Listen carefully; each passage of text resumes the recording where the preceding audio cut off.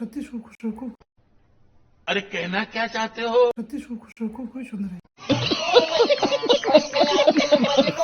এক বাটি গরম গরম ঘুগনির দাম নাকি 10 টাকা। আর আমার পেট যেহেতু অনেক বড়, তাই আমার এক বাটি ঘুগনিতে কিছুই হয় না। সেই জন্য বাসায় বানিয়ে ফেললাম গরম গরম ঘুগনি।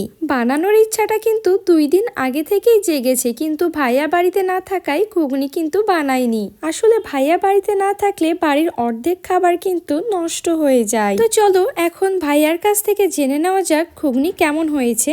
কেমন হয়েছে? দারুণ সত্যি খুবই সুন্দর। অন ক্যামেরায় রিভিউ দিতে গিয়ে ভাইয়া কিন্তু খুবই ইতস্তত বোধ করে, সেই জন্য ভাইয়ের কথাটা কিন্তু আটকে যায়। জানি এই ভিডিওটা দেখার পরে অনেকেই বাড়িতে এসে কমেন্ট করবে যে এই সব ভিডিও কি তোমার ছাড়া লাগে।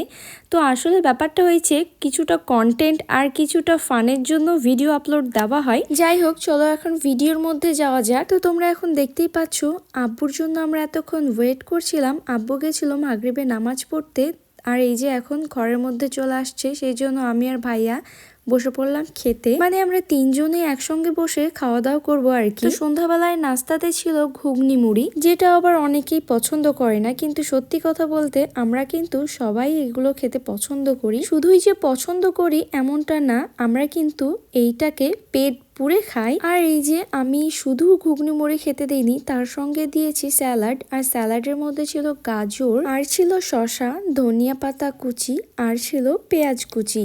আর এই যে এখন আব্বুও কিন্তু খেতে বসে পড়েছে। আর এইটা হলো আমার থালা, আর আমি যেহেতু টমেটো সস খেতে পছন্দ করি, সেই জন্য আমি আমার থালায় নিয়ে নিয়েছি টমেটো সস। ঘুগনি রান্নার রেসিপিটা তোমাদের সঙ্গে পরের ভিডিওতে শেয়ার করব। আজকের মতো আল্লাহ হাফিজ।